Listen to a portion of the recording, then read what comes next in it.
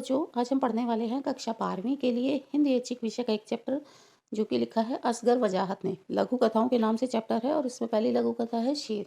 आज हम करेंगे इसके प्रश्न उत्तर। जैसा कि आपको पता है, आपका सेकंड टर्म जो है सब्जेक्टिव होने वाला है और सेकंड टर्म के एग्जाम के लिए आपको 2-2 नंबर के और 3-3 नंबर के प्रश्न आने वाले हैं। तो इन प्रश्न उत्तरों को मैंने बहुत ही आसान भाषा में अपने शब्दों में तैयार किया है। अगर 2 नंबर का प्रश्न आए तो आप इसमें से एक लाइन कम कर सकते हैं। 3 नंबर के लिए इतना बहुत है आपके लिए। तो कुछ प्रश्न ऐसे हैं जो अभ्यास के लिए दिए गए हैं एनसीईआरटी में, और कुछ प्रश्न ऐसे हैं जो मुझे लगा इम्पोर्टेंट हो सकते हैं, तो कुछ मैंने एक्स्ट्रा प्रश्न भी इसमें जोड़े हैं। पहला प्रश्न देखते हैं, लोमड़ी स्वेच्छा से शेर के मुंह में क्यों जा रही थी? स्वेच्छा होता है अपनी इच्छा से। लोमड़ी अपनी इच्छा से शेर के मुंह में क्यों जा रही थी? इसका उत्तर देखते हैं। इस कहानी में बताया गया है कि जंगल के राजा शेर ने अपना राज्य चलाने के लिए ऐसी व्यवस्था बनाई थी जिसमें उसने सभी जानवरों को मूर्ख बना रखा था। विभिन्न जानवरों को विभिन्न प्रलोभन दिए गए थे। प्रलोभन कहते हैं लालच को। विभिन्न जानवरों को विभिन्न प्रकार के लालच दिए गए थे, जिससे जानवर अपनी खुशी से बिना आपत्ति बिना किसी ऑब्जेक्शन के शेर के मुंह में जा रहे थे।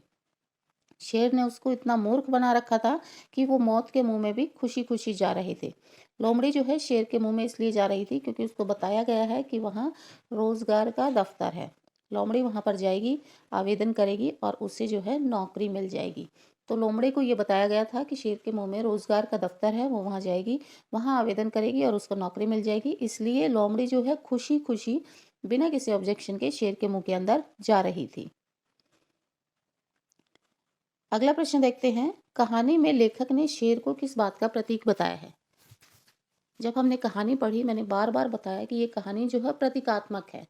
मतलब प्रतीकात्मक हम इस तरीके से भी देख सकते हैं कि नॉर्मली जब हम कहानी पढ़ते हैं कि शेर, लोमड़ी, रोजगार का दफ्तर उसके मुंह में जा रही थी, तो पात्र कुछ और लिए गए हैं, वो अपनी हरकतें कुछ और करते हैं और उससे अर्थ कुछ और निकलता है। तो ये हम समझ सकते हैं, इस तरीके की जो चीज़ें हैं वो प्रतीकात्मक हैं। नॉर्मली इस तरीके की बातें नहीं होती। तो अगर जानवरों के माध्यम से कुछ बताने की कोशिश की गई है तो वो प्रतीकात्मक है। आंसर देखते हैं कहानी का। शेर कहानी एक प्रतीकात्मक कहानी है। इस कहानी के सभी पात्र प्रतीकात्मक हैं। शेर कहानी में शेर जो है स्वयं व्यवस्था का प्रतीक है। इसको हम राजनीति और सत्ता का प्रतीक भी मान सकते हैं। व्यवस्था यानी पूरा सिस्टम, पूरा जो देश को चलाने का सिस्टम है, इस पूरे सिस्टम को हम व्यवस्था कहते हैं।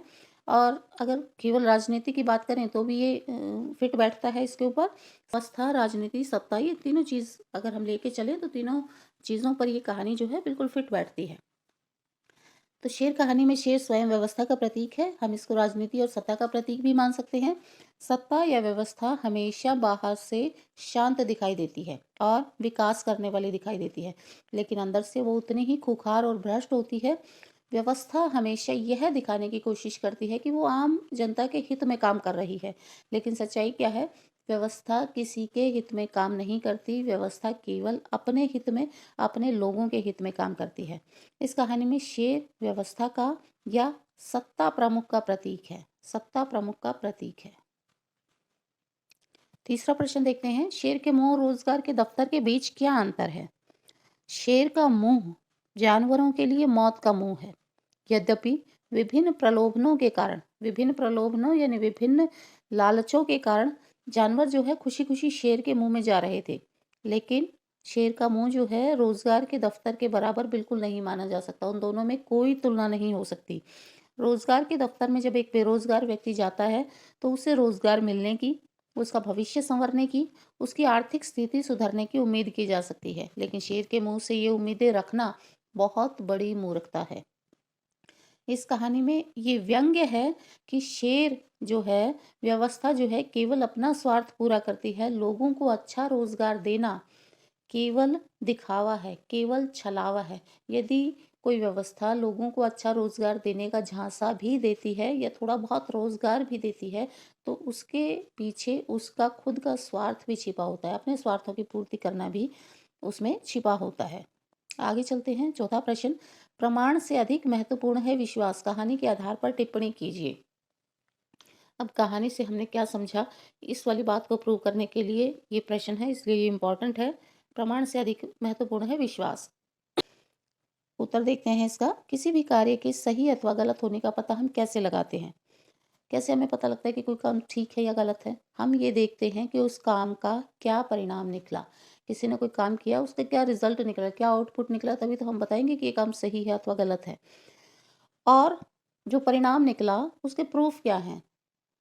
कोई बस वैसे ही बता दे कि हाँ बड़ा अच्छा था ये काम, इसका बड़ा अच्छा परिणाम निकला, हम नहीं मान सकते। क्या प्रूफ है? कोई प्रूफ दिखाइए, सबूत दिखाइए कि हाँ वाकई ये काम अच्छा था।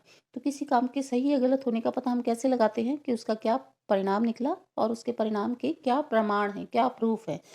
इस कहानी में लेखक जो है प्रमाण मांगता है। लेखक जब ऑब्जेक्शन उठाता है कि शेर के मुंह में रोजगार का दफ्तर नहीं हो सकता, बताओ क्या प्रमाण है कि शेर के मुंह में रोजगार का दफ्तर है। तो शेर के जो असिस्टेंट लोग हैं उसके इर्द गिर्द जो घूम रहे हैं वो कहते हैं प्रमाण से ज्यादा जरूरी है विश्वास, प्रमाण से अधिक है विश्वास। लेखक जब प्रमाण मांगता है कि शेर के मुंह में रोजगार का दफ्तर है तो उसे बताया जाता है प्रमाण से अधिक महत्वपूर्ण है विश्वास।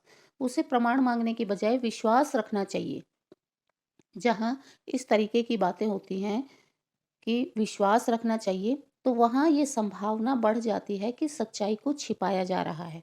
और जब प्रमाणों को छिपाकर विश्वास करने की बात कर होती है, तो जो व्यक्ति विश्वास करता है उसके साथ हमेशा धोखा होता है। आगे बढ़ते हैं। ये एक एक्स्ट्रा क्वेश्चन है कहानी के कंसेप्ट को क्लियर करने के लिए। शेर कहानी के विभिन्न जानवर किनका प्रतीक हैं? शेर कहानी एक प्रतीकात्मक कहानी है और इसके सारे पात्र जो हैं प्रतीकात्मक हैं। इसमें जो जो जानवर आए वो कौन कौन है? शेर। शेर जो है सत्ता या व्यवस्था का प्रतीक है। पूरी व्यवस्था उसका हेड, उसको हम शेर मान सकते हैं। शेर जो है बहुत चुपचाप, बहुत शांति से सारी मासूम जनता को अपने अंदर समा रहा है, अपनी तरफ खींच रहा है, अपने मुंह में ले रहा है। तो ये शेर जो है व्यवस्था का प्रतीक है कि सारी जनता इसके बहकावे में आकर के इसके अंदर समाई जा रही है और किसी को पता भी नहीं। गधा। गधा जो है आम जनता का प्रतीक है जिसको केवल 2 समय के भोजन के नाम पर मूर्ख बनाया जा रहा है। कहानी में गधे के लिए प्रयोग किया गया है कि गधे को ये बताया जाता है कि शेर के मुंह के अंदर बड़ा सा घास का मैदान है, वहां तुम्हें कुछ नहीं करना, वहां जाना है, घास खानी है और आराम करना है। इसी प्रकार ये पूरी व्यवस्था जो है पूरे देश की जनता के एक बड़े वर्ग को 2 समय के भोजन के नाम पर मूर्ख बनाती है। लोमड़ी। अगला जानवर है लोमड़ी। लोमड़ी जो है थोड़े से पढ़े लिखे लोगों का प्रतीक है। जो पढ़ लिख जाते हैं उनको रोजगार के नाम पर मूर्ख बनाया जाता है। उल्लू। उल्लू जो है धर्मांध लोगों का प्रतीक है, मूर्खों का प्रतीक है। जो धर्म के प्रति अंधविश्वासी होते हैं ऐसे लोगों का प्रतीक है। और ऐसे लोगों को धर्म के नाम पर किसी भी हद तक बरगलाया जा सकता है, उनको मूर्ख बनाकर उनका फायदा उठाया जा सकता है। कुत्ते। कुत्ते जो हैं इस व्यवस्था के कार्यकर्ताओं का प्रतीक है कि इस व्यवस्था में जो लोग, इस व्यवस्था को चलाने में जो लोग लगे हुए हैं ये उनका प्रतीक है। कई बार ये लोग जो हैं व्यवस्था से खुश नहीं होते, कई बार खुश भी होते हैं। तो ये दोनों तरीके के लोग हैं, कुछ भी हैं, कभी खुश हैं कभी दुखी हैं, लेकिन दोनों ही कंडीशन में ये व्यवस्था का अंग ही बने रहते हैं। विद्रोह करने की, विरोध करने की इनके अंदर क्षमता नहीं है। अगला प्रश्न देखते हैं। शेर कहानी में व्यवस्था की किन कमियों पर व्यंग्य किया गया है? बहुत आसान भाषा में मैंने इस कहानी का उद्देश्य बताने की कोशिश की है कि ये किस बात पर व्यंग्य करती है। शेर कहानी हमारे देश की राजनीतिक व्यवस्था पर व्यंग्य करती है। शेर कहानी में बताने की कोशिश की गई है कि सत्ता, सरकार या व्यवस्था, तीनों में से एक शब्द का प्रयोग आप कर सकते हो। सत्ता, सरकार या व्यवस्था ऊपर से कितनी अच्छी दिखाई देती है, लेकिन इसके अंदर बहुत भ्रष्टाचार है और बहुत स्वार्थ भरा हुआ है। आम जनता को ये भोजन के नाम पर मूर्ख बनाती है, तो कुछ लोगों को ये रोजगार के नाम पर मूर्ख बनाती है। और जो लोग आसानी से अपने रोटी, कपड़े और मकान की ज़रूरतों को पूरा कर सकते हैं, उनको ये व्यवस्था जो है धर्म के नाम पर मूर्ख बनाती है। यह व्यवस्था हर जगह फैली हुई है और आम जनता के पास इसका कोई विकल्प नहीं है। इस व्यवस्था से बच करके, इस व्यवस्था से बाहर निकल करके व्यक्ति जो है जीवित नहीं रह सकता, क्योंकि व्यक्ति एक सामाजिक प्राणी है, उसको समाज में रहना ही पड़ता है, समाज में रहना उसकी मजबूरी है। तो जब समाज में रहेगा तो इस व्यवस्था का पार्ट वो बन करके रहेगा। आम जनता के पास इसका कोई विकल्प नहीं है। और यदि कोई समझदार व्यक्ति इसका विरोध करता है, ये विरोध करने की कोशिश करता है, तो वो व्यवस्था उसको बड़े बुरे तरीके से उसके विरोध को कुचलने के लिए तैयार रहती है। ऊपर से व्यवस्था किसी भी प्रकार की दिखे, लेकिन अंदर से वो चाहती है कि लोग उसके खिलाफ आवाज ना उठाएं। Last question. लेखक के सींग निकल आए थे, इसलिए वो दूसरी जगह चला गया। कहानी की शुरुआत में हमें बताया गया है। तो इस प्रश्न के ऊपर है, क्या लेखक ने ठीक किया? यदि नहीं, तो उसे क्या करना चाहिए था? इसका उत्तर देने की कोशिश करते हैं। कहानी की शुरुआत में लेखक ने बताया कि उसके सींग निकल रहे थे, इसलिए वो अपनी जगह छोड़कर किसी दूसरी जगह पर चला गया।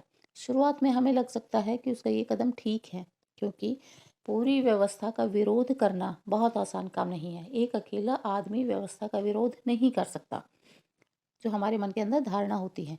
लेकिन जब वो व्यक्ति दूसरी जगह गया, लेखक जब दूसरी जगह गया, तो वहाँ भी उसको यही व्यवस्था मिली। हालांकि यह व्यवस्था इस बार बदले हुए रूप में थी, दूसरे रूप में थी, और ज़्यादा खतरनाक भी थी। और ये व्यवस्था जो है हर जगह फैली हुई है। एक जगह को छोड़कर जब लेखक दूसरी जगह गया, तो उसको एहसास हुआ कि ये व्यवस्था तो हर जगह फैली हुई है। तो हमें अपने जीवन में, यदि अपने जीवन को बचाए रखना है और अस्तित्व को बचाए रखना है, यानी अगर हमें सरवाइव करना है, तो क्या करना पड़ेगा? कभी ना कभी हमें गलत का विरोध करना ही होगा, वरना ये व्यवस्था हमें निगल जाएगी।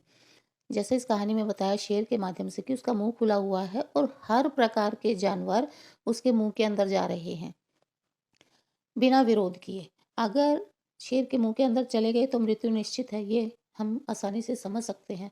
तो अगर हमें जीवित रहना है, सरवाइव करना है, तो उस शेर के मुंह का विरोध करना पड़ेगा, उस व्यवस्था का विरोध करना पड़ेगा। और आजकल हम विरोध किस तरीके से कर सकते हैं? आजकल हम अपना पक्ष रखने के लिए सोशल मीडिया का सहारा ले सकते हैं, न्यायालय का सहारा भी ले सकते हैं। हालाँकि न्यायालय भी व्यवस्था का ही एक अंग है, लेकिन हम अन्याय का विरोध करने के लिए इन दोनों चीज़ों का, जिनका सहारा हम ले सकते हैं। तो ये कुछ प्रश्न थे कहानी शेर के। आई होप आपको अच्छे से समझ आए होंगे। बहुत आसान भाषा में मैंने इनको एक्सप्लेन करने की कोशिश की है। Thanks for watching.